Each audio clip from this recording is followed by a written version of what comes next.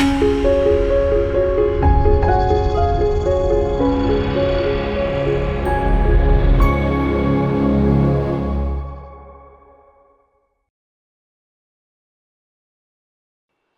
మాత్రం. నేను మీ journalist Navatha. Welcome to R Voice. పశ్చిమాసియా ఉద్రిక్తతల నేపథ్యంలో ఢిల్లీ వేదికగా క్వాడ్ దేశాల విదేశాంగ మంత్రుల సమావేశం అంతర్జాతీయంగా తీవ్ర ప్రాధాన్యత సంతరించుకుంది. భారత్, అమెరికా, ఆస్ట్రేలియా, జపాన్ దేశాల వ్యూహాత్మక కూటమి అయిన క్వాడ్ ఇండో పసిఫిక్ ప్రాంతంలో మారుతున్న సమీకరణాలపై సుదీర్ఘంగా చర్చించింది.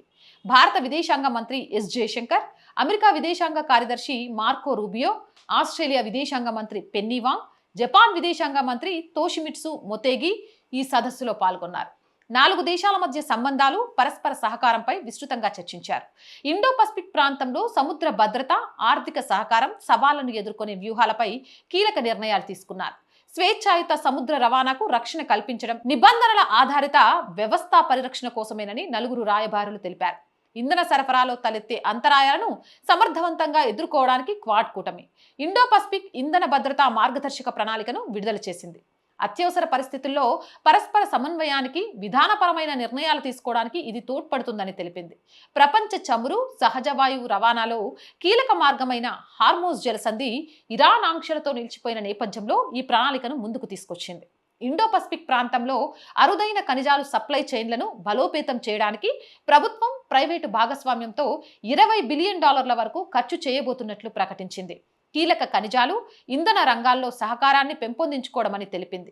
ప్రపంచ ఆర్థిక వృద్ధికి, భద్రతకు ఇండో పసిఫిక్ ప్రాంతమే ప్రధాన చోదక శక్తి అని భారత విదేశాంగ మంత్రి ఎస్ జయశంకర్ తెలిపారు. కాగా ఇండో పసిఫిక్ ప్రాంతంలో చైనా ఆధిపత్యానికి క్వాడ్ దేశాలు గట్టి సవాల్ విసిరాయి. సముద్ర నిఘా, ఓడరేవుల మౌలిక సదుపాయాలను బలోపేతం ద్వారా డ్రాగన్ దూకుడును అడ్డుకోవాలనే నిర్ణయానికి వచ్చింది. తూర్పు చైనా సముద్రం, దక్షిణ చైనా సముద్రంలోని పరిస్థితిపై ఆందోళన వ్యక్తం చేశారు. ఇక్కడ శాంతి, స్థిరత్వానికి ముప్పు కలిగించే ఏకపక్ష చర్యలను తీవ్రంగా వ్యతిరేకిస్తామని తేల్చి చెప్పారు. ఈ ప్రాంతంలో ప్రమాదకరమైన విన్యాసాలు చేయడం మానుకోవాలని చైనాను పరోక్షంగా హెచ్చరించారు. సముద్ర వనరుల అభివృద్ధిలో జోక్యం చేసుకోవడం, నౌకాయానం, విమానయాన స్వేచ్ఛకు పదే ఆటంకం కలిగించడం సరైంది కాదన్నారు. సముద్రాలు అంతర్జాతీయ సంపదని, వాటిపై ఏ ఒక్కరి ఆధిపత్యం ఉండకూడదు అన్నారు. అయితే ఎక్కడ చైనా పేరు నేరుగా ఎత్తలేదు. ప్రపంచ సముద్ర వాణిజ్యంలో 60% ఇండో పసిఫిక్ గుండానే సాగుతుందని గుర్తు చేశారు. మార్కో రూబియో క్వాడ్ పై చైనా తన అక్కస్సును వెలగక్కింది. కొన్ని దేశాలు కలిసి ప్రత్యేక కూటములు ఏర్పాటు చేసుకోవడం, ఇతర దేశాలతో ఘర్షణలకు దిగడాన్ని తాము వ్యతిరేకిస్తున్నామని పేర్కొంది. క్వాడ్ విషయంలో తమ వైఖరిని ఇప్పటికే పలు సందర్భాల్లో స్పష్టం చేశామని చైనా విదేశాంగ శాఖ అధికార ప్రతినిధి మావో నింగ్ చెప్పారు. దేశాల మధ్య సహకారం ప్రాంతీయ శాంతి, స్థిరత్వం, శ్రేయస్సుకు దోహదపడాలి అన్నారు. అంతే తప్ప మూడో పక్షాన్ని లక్ష్యంగా చేసుకోవద్దని సూచించారు. ఇండో పసిఫిక్ ప్రాంతం, దక్షిణ చైనా సముద్రంలో చైనా సైనిక, ఆర్థిక ఆధిపత్యం ధోరణిని అడ్డుకోవడం క్వాడ్ కూటమి ముఖ్య ఉద్దేశం. 2004లో హిందూ మహాసముద్రంలో సునామీ వచ్చినప్పుడు 4 దేశాలు కలిసి విపత్తు సహాయక చర్యలను సమన్వయం చేసుకున్నాయి.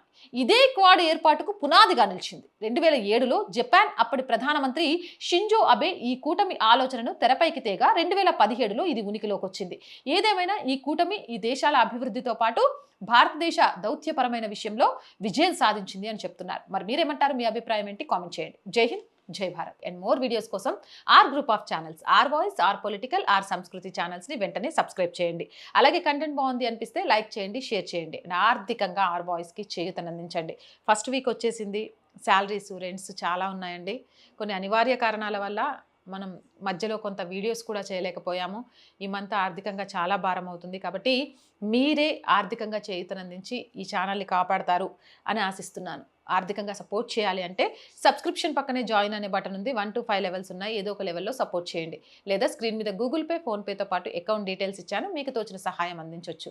వ్యాపార ప్రకటనల కోసం 8328500576 నెంబర్ని సంప్రదించండి. జై హింద్, జై భారత్.